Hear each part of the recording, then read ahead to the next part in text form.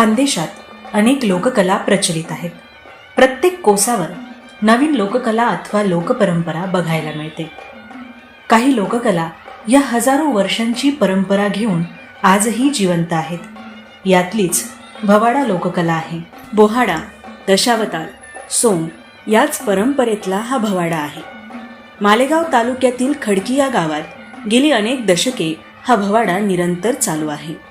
रामायण, महाभारत यातील उतारे नाट्यगायन रूपात सादर केले जातात.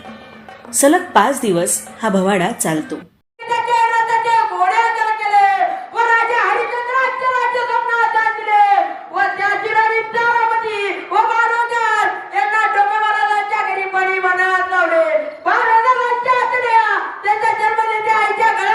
दरवर्षी अक्षय तृतीयेला भवाड्याची सुरुवात होते. गावातील लहान मोठे सर्व लोक यात हिरिरीने भाग घेतात. तसेच गावात प्रत्येक घरातील व्यक्तीने यात कुठलं सोंग घेऊन सहभागी व्हावं असा नियमच आहे.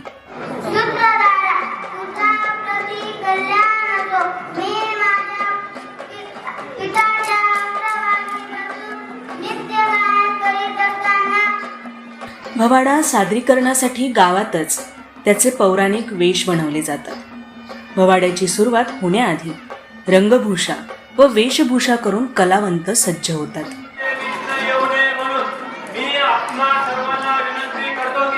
सर्वांनी या रामायण कार्यक्रमाचा लाभ घेऊन शांतता पाळावी ही आपल्या सर्वांच्या चरणी प्रार्थना आहे. नमस्कार, मी प्राध्यापक डॉक्टर राजाराम शेवाळे. भोवाडा या ग्रामीण भागातील अतिशय जीवाभावाचा विषय याच्यावर मी बोलणार आहे. रामायण रामलीला भारतीय जनमानसाचा जीव की प्राण आहे. भारतीय जनमानसामध्ये रामायणाविषयी अतिशय उत्सुकता राहिलेली आहे आणि अडाणीपणा, निरक्षरता यामुळे रामायण जनमानसापर्यंत पोहोचवण्यासाठी नाट्य रूपामध्ये अर्थात वेगवेगळ्या पात्रांमार्फत रामायण हे लोकांपर्यंत पोहोचवण्याचा प्रयत्न प्रत्येक गावामध्ये केला गेला आणि भारतीय माणूस हा रामायणाविषयी खूपच जागरूक आहे. ते जाणून घेण्यासाठी आणि ते लोकांपर्यंत पोहोचवण्यासाठी विशेष करून ग्रामीण भागामध्ये भोवाडा हा साजरा केला जातो. त्याला लोक अतिशय चांगला प्रतिसाद देतात. धन्यवाद. पहिल्याच दिवशी भवाड्याची सुरुवात गणपती आगमनाने होते. भिक्षू, सरस्वती आदी देवतांचे वेश परिधान केलेले कलावंत येऊन भवाड्याचा प्रारंभ करतात. नेमदेव, नारद मुनी सारखी पात्रे आपलं लक्ष वेधून घेतात. येणाऱ्या प्रत्येक पात्राची गावातील स्त्रिया मनोभावे पूजा अर्चा करतात.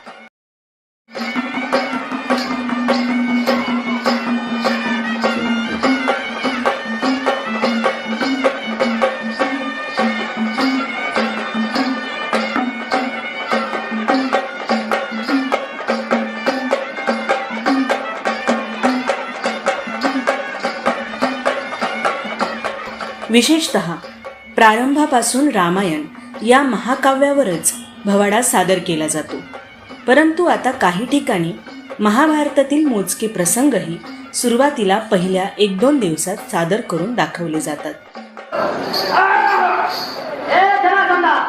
आजपर्यंत तू खूप गरीब ब्राह्मणांचा आणि राजश्री लोकांचा छळ केलेला आहे. तू आतापर्यंत अनेक नेत्यांमध्ये विघ्न आणले, परंतु आता तुझं मरण जवळ आलंय. मी आता तुला ठार केल्याशिवाय सोडणार नाही आणि या गरीब ब्राह्मणांना आणि ऋषी मुनींना या संकटातून कायमचा मुक्त करीन. चल जरा जरा युद्धात तयार हो.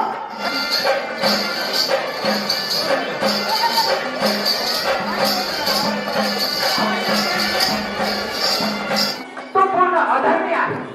तुला जगामध्ये चांगलं असं काहीच दिसत नाही. जे चांगलं होतं त्याचाही सत्यानाश करून टाकला. म्हणून तू आणि मी कधीच एकत्र होऊ शकत नाही. अरे नाही, तुझी आमच्यावर असता नाही. तुझा आमच्यापेक्षा त्या पांडवांकडेच अधिक ओढ आहे आणि मी तुला आवडतच नाही. नाही नाही नाही. तू एकदम गैरसमज करून घेतोय. दुर्योधना, तुझा जो काय हा घमंडी स्वभाव आहे ना, तो कुठेतरी कमी कर. तुझी ही बंडखोर वृत्ती तुला कुठेतरी त्रासदायक आहे. आणि तुला जर का यशस्वी व्हायचं असेल तर तू पांडवांकडून काहीतरी शिकलं पाहिजे. नाहीतर तू आणि या संपूर्ण साम्राज्याचा अंत करून ठेव. तिसऱ्या दिवसापासून रामायणाला सुरुवात होते. राम, लक्ष्मण, सीता, हनुमान, अंगद यांची वेशभूषा करून स्थानिक कलावंत यात सहभागी होतात.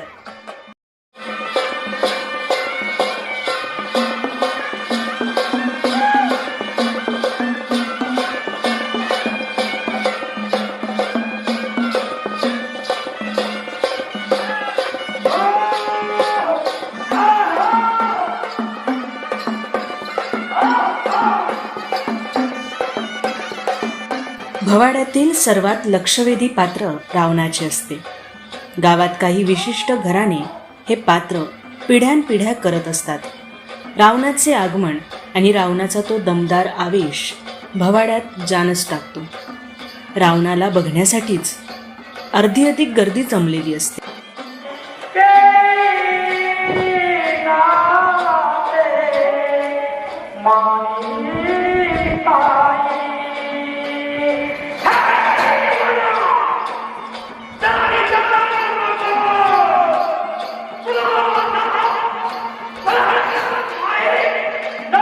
रामायण महाकाव्य 4-5 दिवसात मांडणं अशक्यच आहे. म्हणून भवाड्यात काही मोजकेच प्रसंग घेऊन ते सादर केले जातात. ग्रामीण भाषेत याला चौपाळ्या म्हणतात. हे रामायणातील श्लोकच असतात.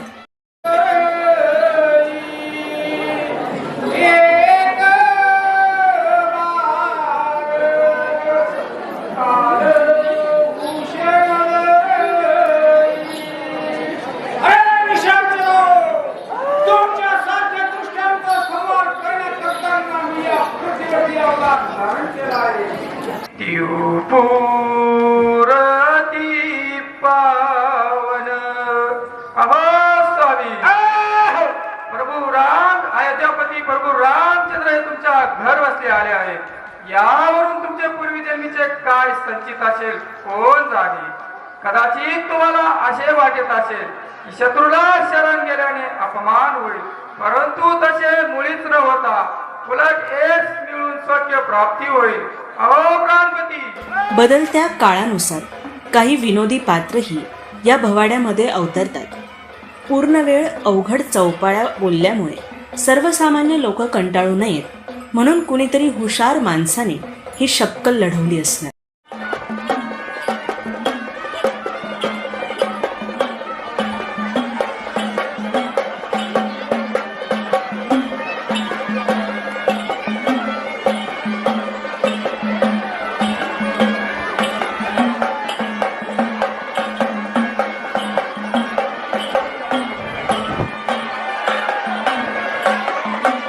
मंदोदरी रावण संवाद, रावण बिभीषण संवाद, राम बिभीषण संवाद तसेच अंगद शिष्टाई आदींमुळे भवाड्याला अनोखा साथ चढतो.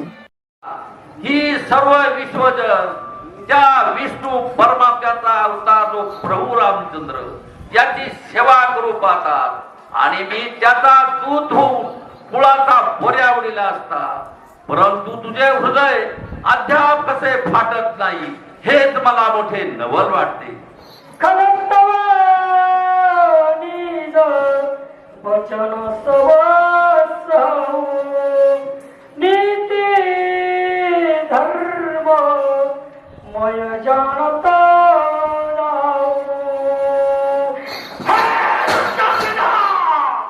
तुझे कठोर भाषण सहन करण्याचे कारण म्हणजे तू नीती शिकायच्या गोष्टी करतो म्हणून नाही तर तो येथे आग्या वेताळ या ग्रामदैवताची लोक चातकासारखी वाट बघतात. आकाशात होणाऱ्या आतिषबाजीने आग्या वेताळ जेव्हा लोकांमध्ये येतो तो उत्साह बघण्यासारखा असतो.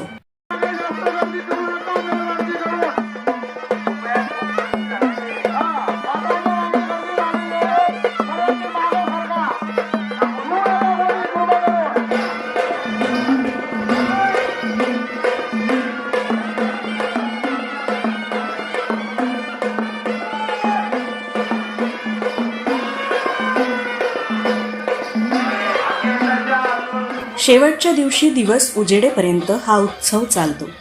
राम आणि रावणात घनघोर युद्ध होते. रावण वध होऊन हा भवाडा संपन्न होतो.